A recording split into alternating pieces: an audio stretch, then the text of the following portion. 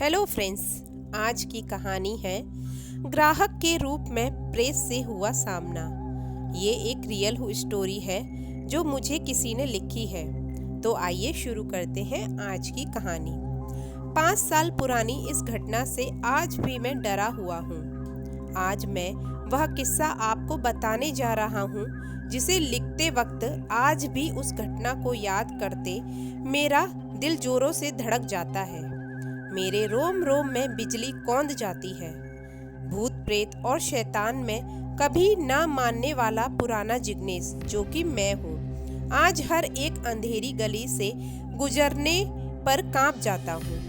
मेरी हालत यह है कि आज मैं रात में भी बत्ती चालू करके सोता हूँ। मेरे पिताजी सख्त स्वभाव के इंसान थे। 12वीं कक्षा के इम्तिहान में मेरी नाकामी से मेरे पिताजी के सब्र का बांध तोड़ दिया था और उन्होंने मुझे मार पीट कर घर से निकाल दिया। मैं अहमदाबाद से राजकोट शहर भाग आया। यहाँ एक दोस्त ने रहने का सहारा दिया, पर काम कौन देता एक 12वीं कक्षा फेल स्टूडेंट को। नौकरी न मिलने पर मैंने हिम्मत नहीं हारी और अपने पिताजी का व्यवसाय हलवाई और नाश्ता बेचने का काम ही अपना लिया था। राजकोट में गौड़ल रोड पर फुटपाथ पर मैंने गठिया पूड़ी सब्जी का ठेला लगाना शुरू कर दिया था। हलवाई काम और हर तरह का खाना नाश्ता बनाने का काम मैंने पहले ही पिताजी से सीख रखा था। सब कुछ आता था, पर पता नहीं क्यों मेरा काम चल ही नहीं रहा था।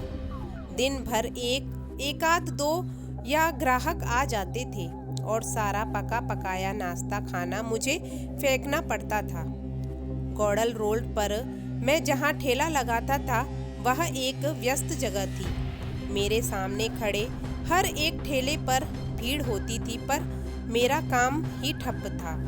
मैंने हार मान ली और सब कुछ बेचकर घर वापस जाकर पिताजी के पैरों में गिराकर माफ़ी मांग ली।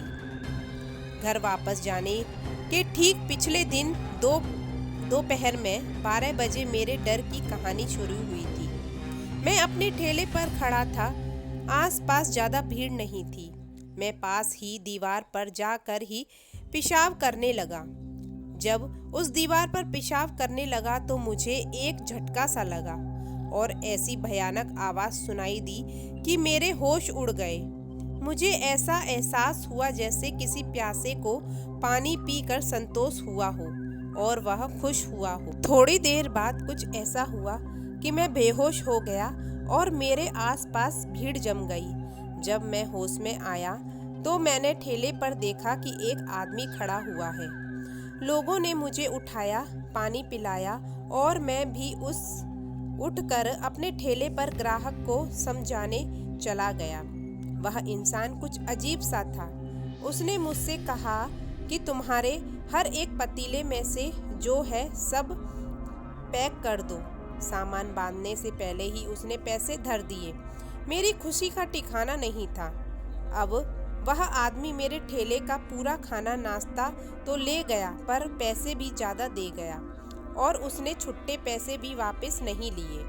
मेरी हिम्मत बंध गई। मैंने रुकने का फैसला कर लिया और वह आदमी रोज आकर मेरा बना बनाया खाना सामान खरीदने लगा।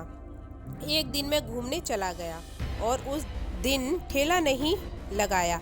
अगले दिन मैं जब ठेला लेकर काम पर पहुंचा तो वह आदमी मेरे सामने आकर खड़ा हुआ और मुझे अपनी लाल लाल खून भरी आंखों से गुस्से में घूरने लगा और मुझसे सिर्फ इतना बोला कि मैंने तुम्हारी तकलीफ में सहारा दिया था और तुमने इसका बदला मुझे कल भूखा रख कर चुकाया।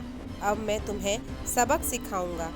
इतना बोलकर वह आदमी उस दीवार के पास पड़े पत्थर की ओर गया जहां मैं पेशाब करने गया था। वहीं पर जाकर वह गायब हो गया।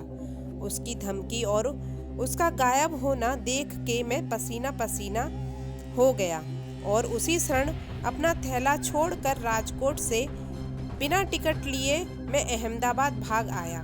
पिताजी से माफ़ी मांग ली और अब पिताजी के कामकाज में हाथ बटाने लगा हूँ। अब मैं राजकोट शहर जाना तो दूर उसका नक्शा भी नहीं देखना चाहता हूँ। हर पल यही डर सताता रहता है कि वह रहस्यमयी प्रेत इंसान मुझसे किस प्रकार का बदला लेगा और मैं डर के मारे कभी राजकोट नहीं गया।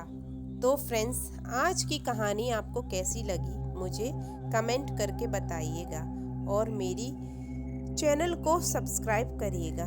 Thank you so much. कल फिर मिलते हैं नई कहानी के साथ।